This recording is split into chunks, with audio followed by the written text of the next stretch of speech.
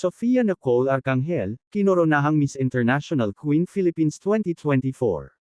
Si Sofia Nicole Arcangel ng Kalayaan, Laguna, ang nagwaging Miss International Queen Philippines 2024. Ginanap ang Grand Coronation sa Aliw Theater, Pasay City, noong Linggo ng gabi, ika-14 ng Abril taong 2024. Tinalo ni Arcangel ang 32 opisyal na kandidata sa patimpalak kagandahan para sa transgender women. Naghakot din siya ng special awards, kabilang ang Best in Long Gown at Best in Swimsuit.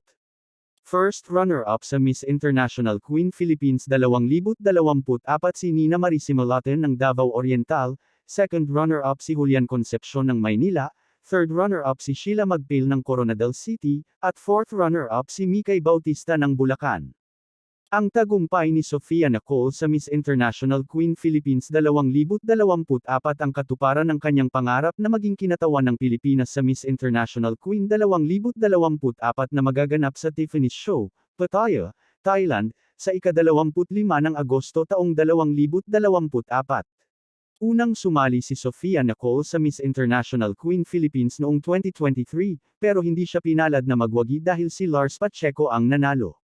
Malaking pagsubok ang naghihintay kay Sofia Nicole bilang opisyal na kinatawan ng Pilipinas sa Miss International Queen 2024 dahil ang 29-year-old Filipino-American transgender beauty queen na si Kat Aluna Patricia Enriquez ang isa sa mahigpit na makakalaban niya.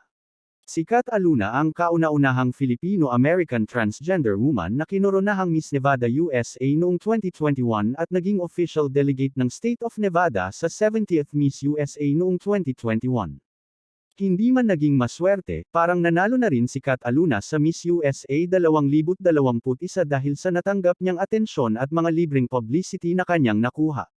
Hindi baguhan si Kat Aluna sa pagsali sa mga beauty pageant para sa transgender women dahil noong May 2018, siya ang kinatawa ng Amerika sa Super Sirena Worldwide ng Eat Bulaga.